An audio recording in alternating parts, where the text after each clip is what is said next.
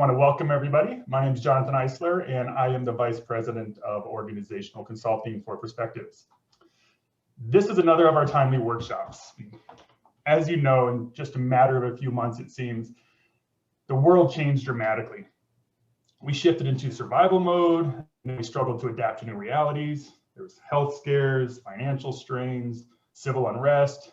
Oh yeah, national election, that happened too. A lot of us are working remotely. Some of us are homeschooling our children. Now there's a resurgence in COVID cases. So clearly we all have a lot on our plates. Oh, and that's just on top of whatever responsibilities that we had before all of this started a few months ago.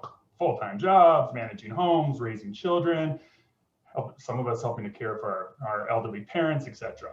So if you're feeling overwhelmed, just know you are not alone. Sometimes it's a matter of deciding what is most important in your life and then allowing yourself to be less than perfect on some of the other things that you still make an intentional decision to include in your life on a daily basis. And that is the very idea behind curating your life. Today's virtual workshop features one of Perspective's esteemed consultants, Dr. Gail Golden. On a daily basis, Dr. Golden helps people hit their peak performance by drawing on her unique background as both a licensed psychologist and also an MBA holding entrepreneur. Today's session is going to be an abbreviated version that's based on Gail's new book called Curating Your Life. In this book, she shares what she's learned from coaching hundreds of individuals, hundreds of leaders on how to direct their energy toward identifying and accomplishing their most important goals. She's well respected, well known, and often quoted in numerous publications that I'm sure many of you are aware of. At the end of our presentation today, we're going to open things up for some questions and answers, but please use the chat feature down there at the bottom of your screen to chime in throughout the session if you just want to share some reactions that you're having, some feedback, some stories, or even if you want to throw a question in there. If a question does come in that we feel would be best addressed live in the session, I will pop my little Hollywood square back on. Gail will then know that somebody's chimed in, and then we can just have a quick dialogue about it there in real time. As always, you will also receive a link to a recording of today's session within a few days.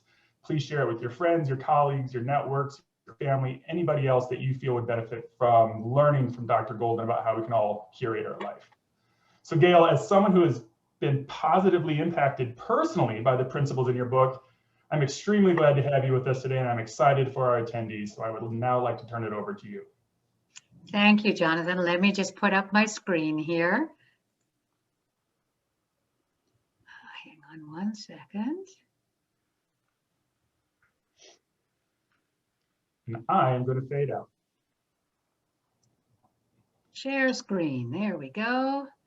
And there's the screen.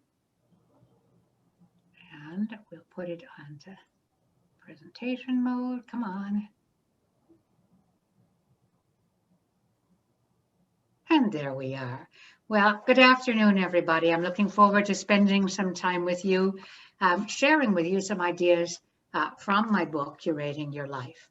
I want to start by sharing with you some thinking that I did a while back about what would a really wonderful workday for me be like? What would happen in that day that would make me think that it was a really great day? And here's what I came up with. I would wake up refreshed. I would take a quiet moment to look forward to the day. I would eat good meals. I would work hard. I'd get stuff done that matters. I'd enjoy my coworkers. I'd get some exercise. I'd have some good time with family and friends. I'd learn something new. I would appreciate my good fortune. I'd have some fun. And I'd go to bed at a reasonable hour and sleep well. So that's my perfect workday. And then I thought, now how often do I get that day? And the answer is not as much as I would like. And as I talk to other people about it, again, for almost everybody, we're not getting those kinds of days very often. And in fact, in my work throughout my career, both as a clinical psychologist in the first half of my career, and more recently as an executive coach and leadership consultant, I've talked with a lot of clients, men and women, stay-at-home parents, executives of global companies, and I keep hearing the same thing, that almost everybody is feeling exhausted, overwhelmed, inadequate, and as if they're not living up to their own and other people's expectations. Heck, that was going on before COVID. And now, as Jonathan said, with this extra set of pressures and demands and worries that we're dealing with, those feelings are all the more intense. Meanwhile, we've been talking about work-life balance as long as I can remember. And nobody I have ever met has a balanced life, me included. In fact, it sort of makes us feel worse because we look around and think other people have balanced lives, and I don't. So there must be something really wrong with me. And I'm here to tell you that those people who look as if they've got balanced lives, most of the time, they're feeling just as inadequate and overwhelmed on the inside as the rest of us. So one of the keys to that is do not compare your own insides to other people's outsides, because you don't know what kinds of feelings and stresses they're having under the surface. So if we're not going to talk about work-life balance, then what are we going to talk about instead? And that's where I came up with the notion of curating your life. This is based on some very interesting work that came from a book that is one of my all-time favorites, a book called The Power of Full Engagement, which comes from work that was done with world-class athletes who weren't able to perform at their peak level. They had fallen off their game. And the coaches were trying to help them to figure out what was getting in the way. And they came up with a model of how to manage your energy. And that's a key point. Don't talk about or think about managing time. You can't manage time. You only get 24 hours a day. There's nothing you can do about it. But you can manage your energy.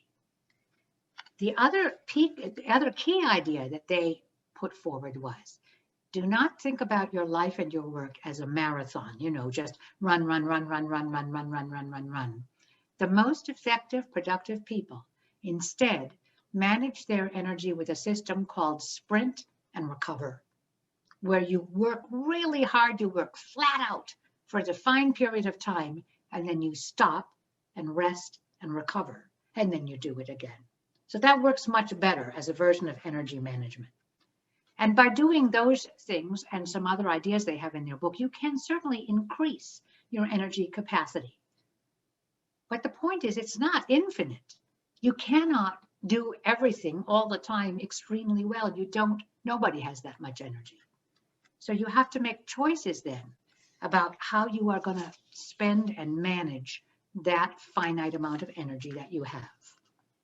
So what does this curating idea mean?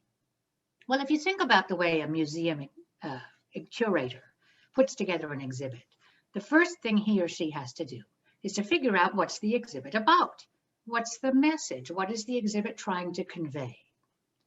Because, otherwise the museum will be a muddled mess and nobody will be able to figure out what it's about. And then once the curator has a clear idea of the theme, the point of the exhibit, he or she has to make 3 tough choices. The first one is, what doesn't go into the exhibit? It may be beautiful, it may be valuable, I may love it, but it doesn't belong in the exhibit. So it has to go back in the storeroom for now. The second choice is, what goes into the exhibit? But it's not the main thing, it's not the most important thing. It goes in a side room somewhere where people who are really interested can look at it. And then the third important decision is, what are the 1 or 2 or 3 major pieces that I really want to have the focus of my exhibit, the thing that people see when they walk in the door or it goes on the poster for the exhibit? What are those things? So that's the process of curation. And I thought, wow, what if we were to do the same thing as we think about how we manage our energy? What is my life about? What is my exhibit about? Getting clear about that. And then making those 3 tough decisions. What am I not going to spend my energy on? I'm going to eliminate it. It doesn't fit. It might be wonderful stuff, but it doesn't fit in my life right now. Second, and this is the hardest piece for most people, What has to be in my exhibit? I have to get this stuff done. But it's not my greatness. It's not what really matters to me. And it just has to be good enough. It doesn't have to be perfect. It doesn't have to be magnificent. It just has to be good enough. As I say, a lot of us have difficulty with that one.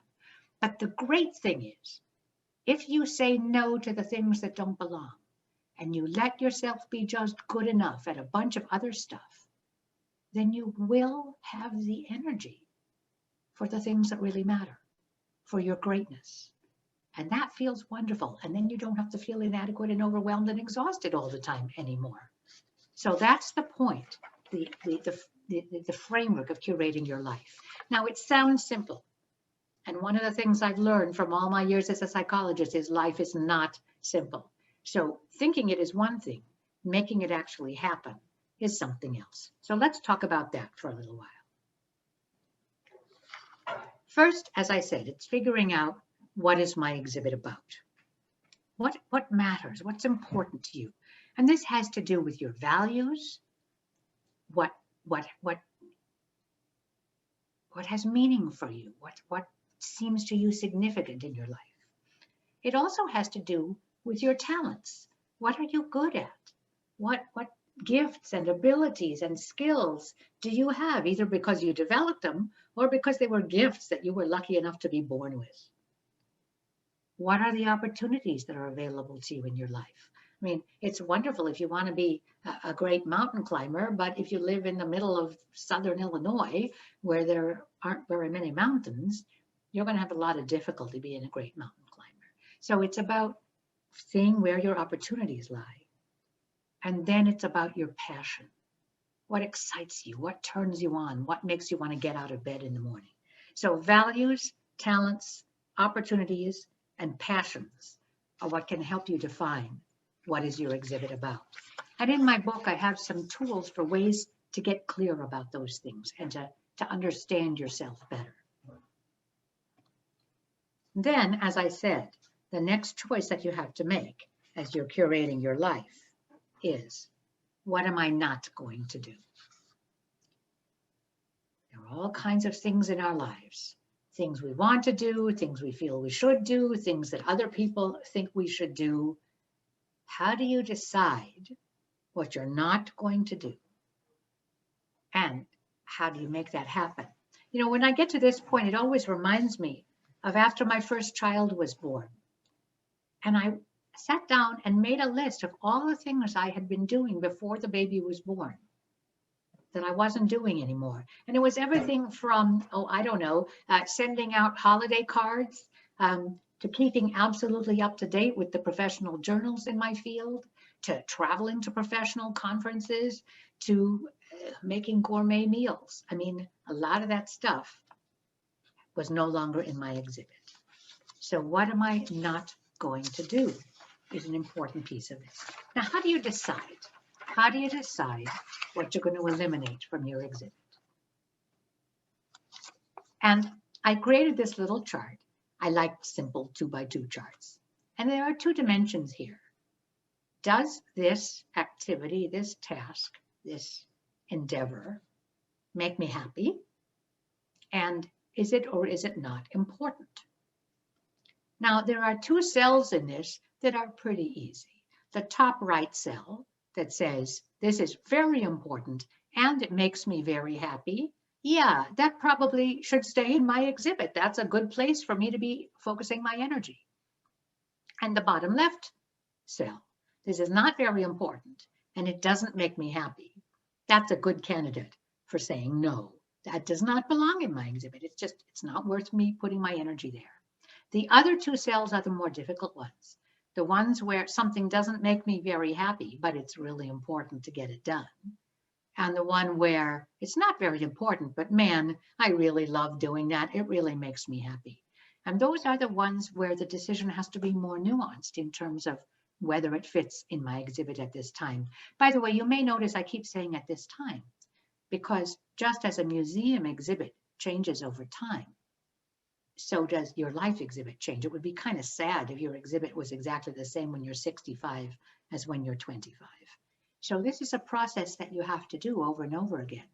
But unlike balance, which has to be adjusted every few minutes, an exhibit might last for a year or two before you had to recurate it. So it provides you with a little more stability. Now, once you've made your decision about some of the things that are not going to be in your exhibit, the things that you are going to say no to, then you have the challenge of how are you going to do that? How are you going to say no? I mean, most people don't love it when you say no to them. So how do you go about this? And one of the easier ways to do it is to delegate. There are all kinds of tasks which you could do yourself, but other people could probably do them as well or almost as well as you. And if it's not very important and you don't like doing it very much, that's a good opportunity for delegation, whether at work or at home. Now, delegation is an art all in itself. It's not an easy thing to do it well. And certainly if you delegate something to somebody, first of all, at the beginning, it may take actually more of your energy because you have to teach them how to do it. But if you do a good job over time and you are able to back off and not be a micromanager, delegation can be a very good way to get yourself out of activities that you don't want to be spending your energy to do. The other big problem is dealing with what I call the obnoxious roommate. That's that voice in your head that tells you what a loser you are and criticizes you all the time. And in this case says to you, what's the matter with you? Other people get all of this stuff done. Why can't you? Why are you falling short? Just suck it up and do it. That's the obnoxious roommate. And that's a hard voice to deal with because it often comes from lessons that we learned from our childhood and critical people that we've had to deal with, and we've absorbed that into ourselves. Learning how to deal with the obnoxious roommate is a key skill for this. And one of the tricks to that is to challenge yourself. Would I talk to anybody else this way? If one of my friends said to me, you know what, I've decided that I'm not going to try to run the Chicago Marathon. I'm just going to be a mediocre jogger. Would you say to them, what's the matter with you? Why are you such a loser? Or even they say, I'm not going to run at all anymore. You know, my knees kind of hurt. I'm going to stop doing it. What's the matter with you? You should train harder. You should get yourself some physical therapy and get it done. You wouldn't talk to other people that way. So why would you talk to yourself that way? On the other hand, sometimes other people may be critical of your choices. As I said, people don't like it when you say no to them. And so learning how to respond and deal with other people's criticism is important. I think when you have to have a conversation where you're going to say no to somebody about something, it's a good idea to practice it in your head in advance. How am I going to say this in a way that I will feel afterwards that the conversation made the point I wanted it to make? I mean, I recently had to say no to somebody who was asking me to step into a leadership role in an organization, and I was really honored to be asked. But I looked at my exhibit right now and I thought, oh, golly, I can't do that right now. So I had to go back to the person and I wanted to make it clear that I was going to say no to this task. But I also wanted to make it clear that I appreciated the offer, that I wanted to continue our good relationship, that I hoped maybe he would ask me for something like that again in the future.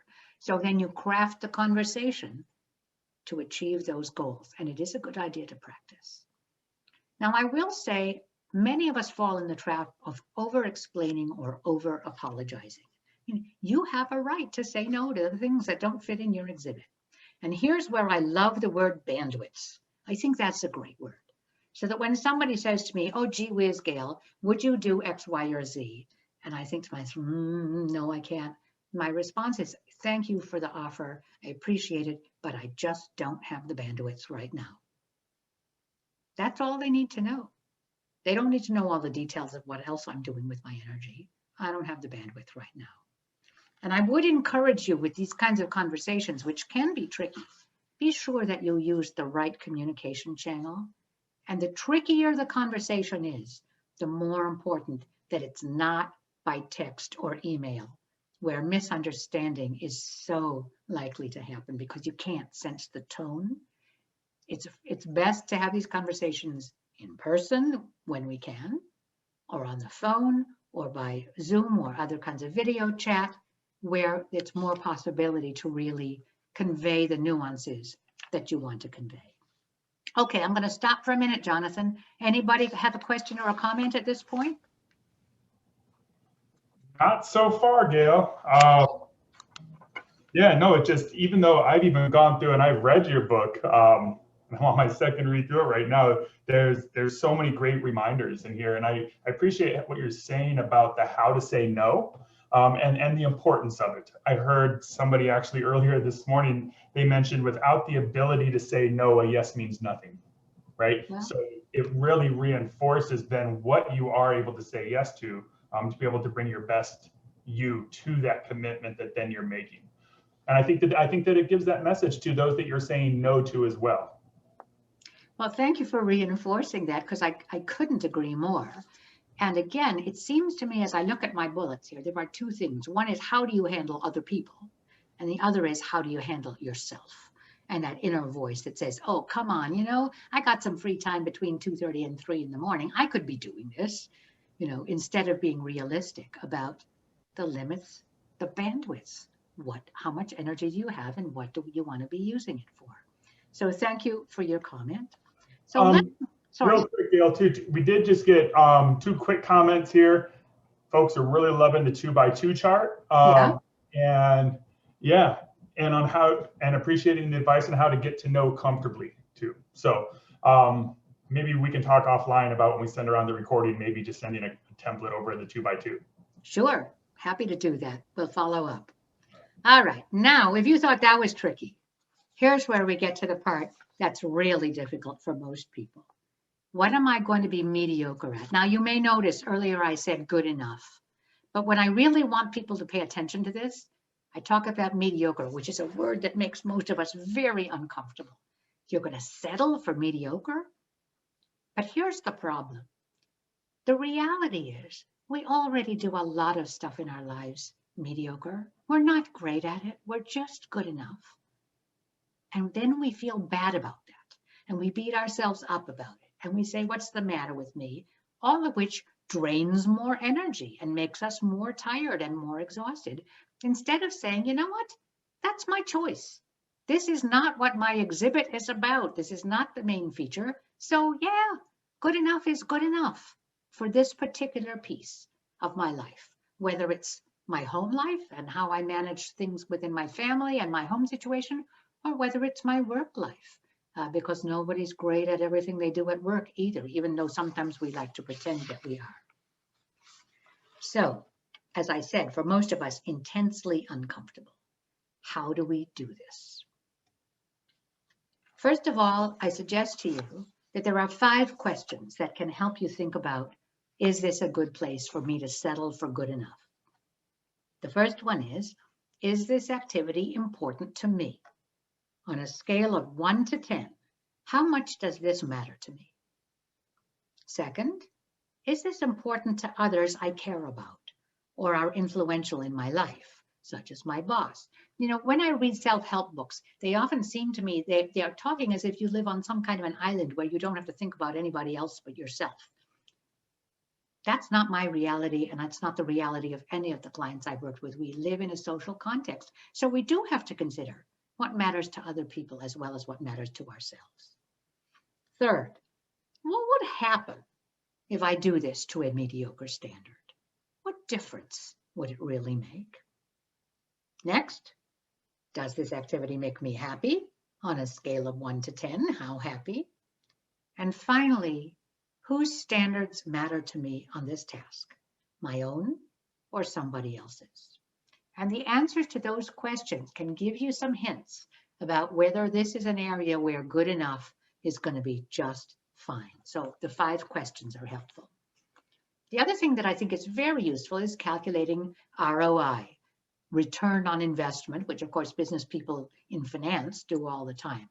But I'm talking about ROI, saying, okay, the difference between me doing this mediocre or great, the value of that, and what it's going to cost me to do that in energy, in time, in focus, in other things that I might be doing, which I now have to put aside in order to do this. Is it worth it? Is the payoff of moving this from good to great worth it? In some cases, the answer is yes. This really matters to me, and I want to be as good at this as I possibly can be. But in many areas, good enough is good enough. So calculating that ROI. And my last hint about this is, don't tell people. You'd be amazed how often people don't notice. Your good enough is fine with them. They're not checking every little dot and item in the work that you're doing. So don't tell people what you're doing mediocre. Just quietly go about doing it. And as I said, in most cases, people are not going to notice the difference. Gail, real Yes. quick, can you just go back to the first question that you had mentioned, Yes. the first of the 5? Thank you. Right? The first question was, is this activity important to me on a scale of 1 to 10? How important? Okay. And then the next one was, is it important to other people? Perfect. Right. Thank you. That came in from Carol. So Carol, hope that helped. Okay, good, good. Okay, so as I mentioned before, and I want to repeat this, here's the good news. If you get good at saying no to the things that really don't fit in your exhibit right now, and permitting yourself consciously and intentionally to be just good enough at a bunch of other stuff, you will have the energy for your greatness. You'll be able to put that energy into the things that really matter to you. So how do you do that? How do you be great? And there are a couple of important points, I think, to make about this. First, great is not necessarily the same as famous. Sometimes it is. Certainly, there are lots of people who are famous for something that they do extremely well. But there are people who are famous for terrible mistakes they made, or famous for awful things that they did. And simultaneously, there are people who are great and not famous for that. And I'll give you what is maybe my all-time favorite example of that. When I was a clinical psychologist, many of my clients were people who came from really difficult childhood backgrounds: abuse, neglect, abandonment, substance abuse, really, really tough family situations. And yet there they were sitting in my office, and mind you, they were seeing a therapist, so they had problems that they were working on, but they were making wonderful families, they were working in the community, they were doing good jobs, they were contributing to the world around them, in spite of that horrible beginning that they had. And sooner or later, I would usually ask them, how do you account for that? How do you account for the fact that you came from that and look where you are now?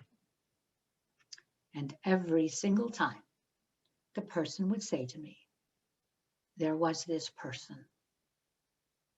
There was somebody who made me feel like I was worth something, who let me hang around with them. Sometimes it was a neighbor lady who let me have dinner at her house 4 nights a week, or a school teacher who let me stay after class and help with classroom chores. Somebody who made me feel that I was valuable and important. I get choked up every time I remember this because it was always such a powerful conversation. And because those people, I think, are unlikely that they even know what they did, that they changed the trajectory of a child's life. Now, to me, that's true greatness that comes out of being a decent, caring human being that knows that there's this little kid who needs your help. And they're never going to get famous for that. So greatness and famous are not the same thing. So how do you figure out then what your greatness is? One of the ways people do this is they think about their legacy. From time to time, I read the obituaries, and it's fascinating to me. Most obituaries are about people's family relationships. But once in a while, you read about other accomplishments that people had in their lives. That I'm not talking about the articles about famous people, the ordinary obituaries in the local newspaper. And then think about, when I'm gone, what do people want to remember about me? What do I want my legacy to be? Is one way of finding out what your greatness is. Again, some of the same things that I talked about earlier in terms of figuring out your exhibit come back again here. What is your talent? There are people who long to be great at something that they're no good at. If you're tone deaf, you are never going to get to be a great opera singer. You're just not. You can be an appreciator of opera. Maybe you can sing in a choir, possibly, but you're never going to be Pavarotti. So part of it is your talents and being honest about that. Part of it is opportunities. Malcolm Gladwell wrote an interesting book called Outliers, where he showed the extent to which people who get to be really great at something, often it has to do with good luck of the particular situation they happen to be born into. So opportunity is part of this as well. But the third piece that you do have control over is dedication. My husband is a musician and a music teacher. And he tells me that when he starts to work with music students, he can tell very early on whether they have talent.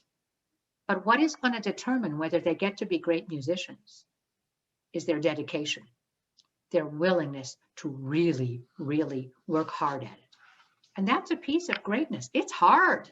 You have to really, really push yourself. You have to get out of your comfort zone. You have to try things that you know you can't do yet so you can learn how to do them. So the dedication piece is really important. The other thing that I find people are asking me about a lot these days is procrastination. So I make up my mind, this is my greatness goal. This is what I want to do. And then I diddly around and I do this and I do that and I do something else and I don't really get down to work. And frankly, many of us are finding that a very big problem when we're stuck at home in the pandemic, because it's just easy to find other things. I'll tell you, when I was writing my book, I set aside afternoons to work on the book. And I can remember there was an afternoon I got up, it was, 2:30 in the afternoon, and I was tired. I thought, oh, you know what? I'm going to wander into the living room and just watch TV for 15 minutes. And 2 hours later, I was still watching TV. And my writing time was just shot. That happens to us a lot. But I'll tell you something. Sometimes procrastination tells you that you need to take a break, that you're just exhausted and you need to take a break, as it was that afternoon with the TV. I got back on track the next day. So once in a while, you need to do it. Procrastination also sometimes tells you that the task you're trying to do is not your greatness. It is not what you're meant to do. You are pushing yourself in a direction that is not the right one for you. But a lot of times procrastination is just about the fact that we're distractible, that it's hard work, that we're tired, all of those things. And there are lots of tactics that psychologists have found over the years that can help with procrastination. One of them is what we call chunking. When you have a great big task to do, it can seem overwhelming. I'm supposed to write a book now. So instead of saying that, you break it down into small pieces, and you set the challenge is to do the first piece, just to get the first step done.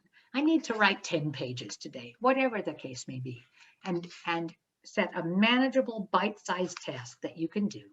Then take a break, tell yourself how great you are, and then keep going on in the process. So chunking can be helpful. And there are lots of other good tactics for procrastination as well. Okay, before we move on to recurating, any questions or comments, Jonathan, about the greatness piece? Yes, there's one that came in. I think it's appropriate now. We don't need to wait till the end. This one resonates, I think, with a few people. So Pat says, whose standards are you going by? This one is tricky. Supervisors, managers may notice, and job review may depend on it. But on the other side, there's family members, spouse, kids, parents, etc. Good enough might not work for family members. What are your thoughts, Gail? Again, if this were easy and straightforward, if there was one clear rule, we'd all be doing it already. This is a constant process of thinking and evaluating. Which family member? Do I think those standards are reasonable? Sometimes I'm going to do something because it means a great deal to my mother-in-law. And okay, it's really important to her and I love her. I'm going to do it. At other times, I may say to myself, I know she would really like me to do this, but it's not my thing. It's not my greatness. I don't want to put that amount of time into it. So It's not going to happen. I'm either going to be mediocre at it or I'm not going to do it at all. And then there's that, back to that, how do you navigate that conversation with your mother-in-law, your spouse, your kid, whoever the person is. If the person doesn't matter to me very much, it's a lot easier. It's when it's the people who really matter. In the workplace, colleagues I really respect, clients that I want to keep happy, a boss who has a great deal of influence over my career, those people I better pay attention to what they want. But it doesn't mean I have to say yes to everything or that everything is my greatness. I need to continue to make those differentiations in my mind. It's case by case, situation by situation, and it doesn't mean that the individuals are less important if you've already identified them as important, but it's really looking at it in a case by case basis is what we say. I think that's right. I think that's right. And actually, this leads very nicely into the recurating, because sometimes something isn't very important at one time in my life and becomes much more important. And in my experience, there are two kinds of recurating. One is forced. You lose your job, you have a baby, things happen, and you have to recurate because the old way you were organizing your energy simply isn't going to work anymore. And certainly COVID is an example of that. Nobody raised their hand and said, oh, yes, please, I'd like a pandemic now.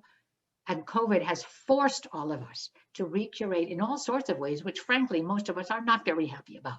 There are some positives for some people some of the time, but on the whole, most of us liked our lives better when we weren't dealing with a pandemic.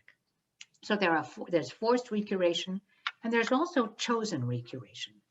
That's when you realize that your curation isn't working for you as well anymore, that something feels out of whack, that something important, you're not finding the time and the energy to do it. Something you were putting a lot of energy into no longer feels as if it matters that much. And so from time to time, we have to recurate, just as museums change their exhibits from time to time. And I think it's important that doesn't mean there was anything wrong with the exhibit that seemed such a good idea 2 years ago. It's just that circumstances have changed and it's time for me to do something different. What I want to do now is to take a couple of minutes to share with you one of my most favorite examples of what greatness looks like. And my bookmark fell out of the book, so give me one quick moment while I find it.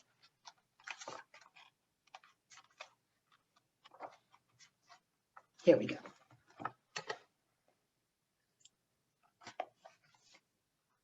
The first time you see them, you cannot believe your eyes.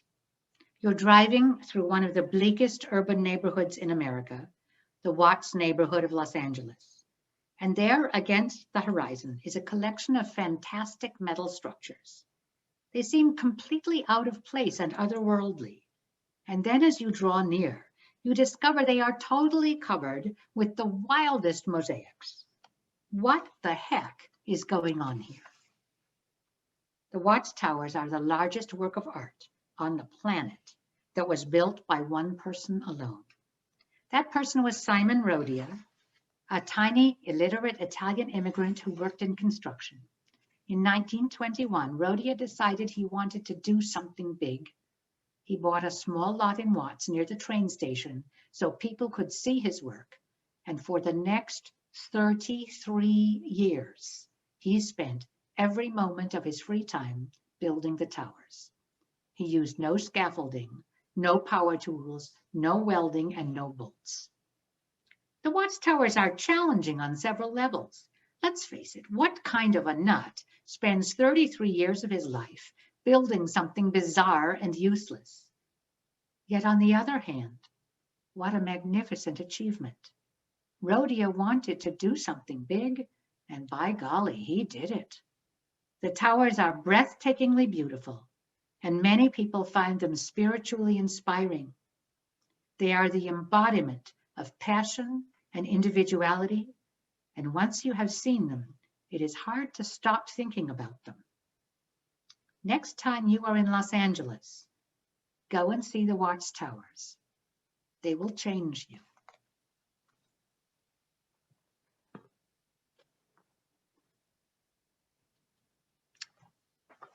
All right. So going back then to this whole challenge of how you curate all of this stuff, I want to share with you, as we're coming to the end, the magic question. When somebody wants you to do something, I want you to quickly think about a stove that has 4 burners on it. How many pots can you cook at the same time on that stove? It's not a trick question. The answer is 4. What happens if there's another pot that you want to cook? The answer is you got to move something off the stovetop. What happens if you try to just keep piling pots on your stove? Nothing gets cooked, right? And you end up with a giant mess on the floor. And yet that's what we keep doing in our lives, is piling 17 pots on a 4-burner stove. And then we wonder why we are a giant mess on the floor. So here's the magic question. When somebody asks you to do something, or you think of a great idea, think to yourself, what am I going to do less of? Because I bet your stovetop is full already. What am I going to do less of? What am I willing to do less of so that I'll have the energy for this new endeavor? And if I can't think of something I'm willing to do less of, then I can't add that pot to my stove. Now, very quickly, I want to share with you, with any system of discipline, there are times you have to bust loose. So I've got some tips in my book about how to be a little bit bad and break the rules, because we all need to do that occasionally.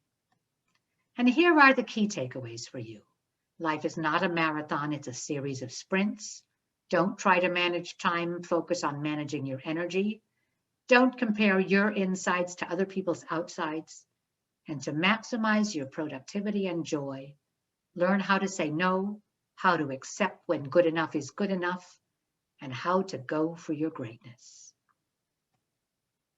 I'd like you to think about one thing that you are going to do differently as a result of this.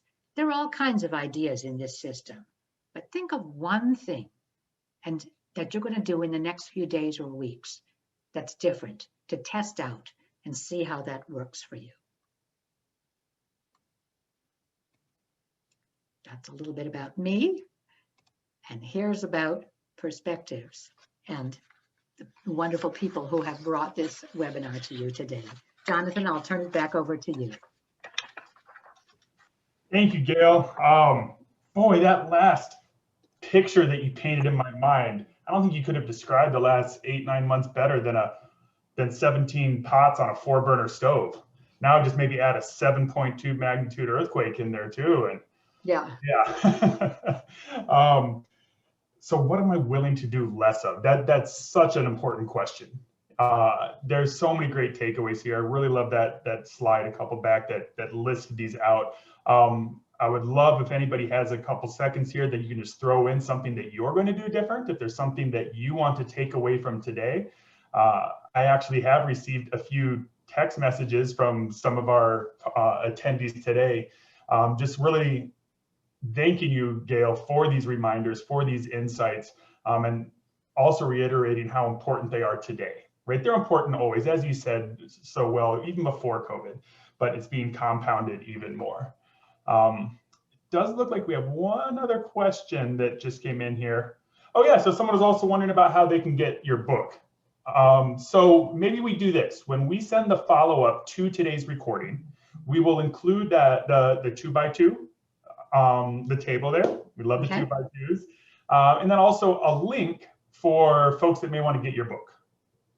Does that work? Is it okay if I give a short answer to the question right now? Go ahead, Gail. Yeah, the book is on online booksellers, Amazon and other online booksellers. It's not in stores, but it's very easily available. If you Google Curating Your Life, Gail Golden, there it will be. And it's available both as an Audible and as a ebook and as a beautiful hardcover book. And I believe you can also get a Kindle version of it too now, if I recall. Yes, that's right. That is correct. Wonderful. So that was such a great session. Again, I want to thank you very, very much for your time, Gail. I hope that everybody that took some time out of your afternoon, that you also found some value out of this. As I said at the beginning, keep an eye out for the follow-up to today's session. You will have the link to the full recording. Please share it. You will also have my contact information. You have it up on the screen here. I would love to hear from you though, if you are interested in potentially having Gail come and facilitate the full version of the session for your company or for your network or your group. Also, in the recording, or when we send out the recording to this, stay tuned for information about another program that Gail has recently rolled out that's on leading in a time of pandemic fatigue. Talk about an important topic right now. We've been getting great feedback from the organizations that Gail has led this session with. So these sessions that we do deliver, we customize them for you. We want to make them appropriate for your people and the struggles that they may be dealing with right now, even though almost all of us, I think I can say, are trying to balance 17 pots on an 8 or on a 4-burner stove right now. So we'll also have some more information about other services and other ways that we've been supporting organizations, leaders, human resources, teams, and individuals with everything that is going on right now. So we'd love to hear from you. We would also welcome suggestions for topics that you would like us to cover in future virtual workshops too. Before we go, I'd like to take just a quick moment to personally thank the brave men and women of America that have fought for and defended our freedom. And I would ask each of you to do so, especially tomorrow when we honor our veterans during tomorrow's holiday too. So with that, I want to thank you for attending. Please take care of yourself and take care of each other.